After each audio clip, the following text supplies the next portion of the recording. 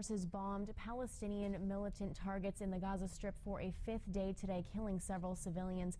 But on the first day of his tour through Southeast Asia, President Obama defended Israel's right to defend itself against Hamas militants. Tonight, 22 News spoke with activists on both sides of the conflict to find out if they think peace is a possibility. Palestinians who live in the West Bank and Gaza Strip describe their home in total destruction right now, as the death toll rises and the threat of an Israeli invasion grows. There was a family today, 14 of them were killed with one aerial strike. And it's just a total disproportionate use of force that Israel is currently using on a captive population. But supporters of Israel say Israelis haven't occupied the Gaza Strip since 2005.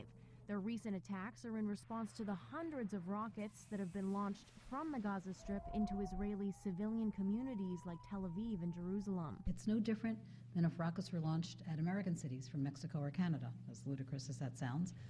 The United States would also defend its citizens. That's what a country is obligated to do. Despite what they see as a brutal Israeli occupation, Palestinians are resolute in their mission for justice, their right of return to settle in their homeland. Something incredible is to see the steadfastness of the Palestinians and making the most out of this situation and still trying to live their lives in the face of this enormous, glaring occupation.